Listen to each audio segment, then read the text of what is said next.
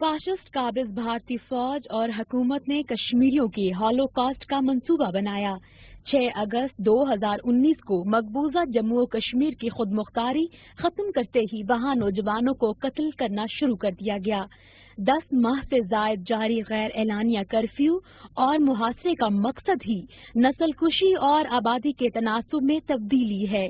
Curfew کے پہلے ہی دن سے بھارتی فوجیوں نے پرامن مظاہرے میں شامل 18 سالہ اسرار احمد کے سر پہ پیلٹ گن سے فائرنگ کر کے شہید کر دیا۔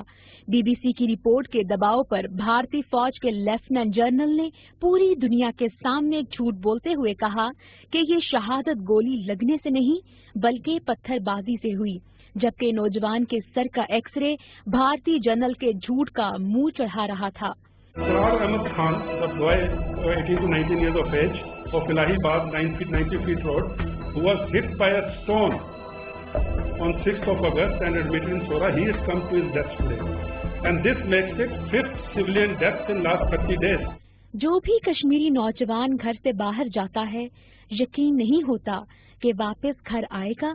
بھارتی فوج نے شوپیاں میں نوجوان اسرار احمد پارے کو گولی مار کر زخمی کر دیا، جو اسپتال پہنچنے سے پہلے ہی شہید ہو گیا۔ اسرار کی والدہ کا کہنا ہے،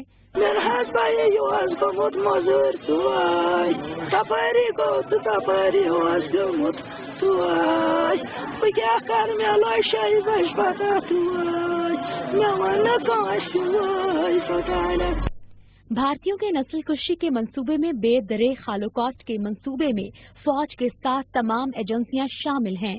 بنیادی انسانی حق زندگی سے محروم کرنے کا یہ عمل پورے کشمیر میں جاری ہے، جس کی مثال ضلع شوپیاں ہے، جہاں 2 ڈویژنل پلس فوج ریاستی دہشت گردی کر رہی ہے، جو تحریک آزادی کشمیر کو کچلنے کے لیے جو اپنی ذاتی اور ادارہ جاتی تربیت سے جھوٹ بولتے ہوئے جدوجہد آزادی کو کشمیریوں کی جدوجہد کی بجائے پاکستانی قرار دے رہے ہیں۔ بھارتی جنرل پاکستانی میڈیا اور اداروں کی رپورٹ سے خوفزدہ تھا، انہیں پروپیگنڈا قرار دے کر بھارتی میڈیا کو جواب دینے کی التجائیں کر رہا تھا۔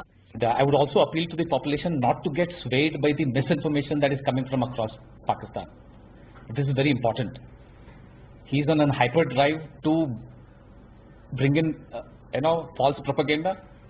If there is one person who is not happy with what is happening today in the valley in terms of peace, is Pakistan. So we need to fight that. And the people, the media houses which are standing in front of me, you have an important role to play. بھارتی فوجی اور دیگر افسران کے برعکس مقبوضہ کشمیر کے inspector general نے حقائق پر مبنی بیان دیا کہ ہتھیار اٹھانے والے اور شہید ہونے والے سب جوان کشمیری ہیں۔ پچھلے 2 ہفتے کے اندر 9 بڑے آپریشن ہوئے ہیں، جس میں 22 آتنکی مارے گئے ہیں، جس میں 6 ٹاپ کمانڈر ہیں، اور یہ 6 کے 6 اس طرح کے ہیں جن کا ذکر میں کر چکا ہوں، جن کی گناہوں کی لسٹ بہت لمبی ہے۔ یہ 22 آتنکیوں کا ختم ہونا، جس میں زیادہ تر 18 لوگ جو ہیں وہ ساؤتھ کشمیر کے 3 ضلعوں سے ہیں، پلوامہ،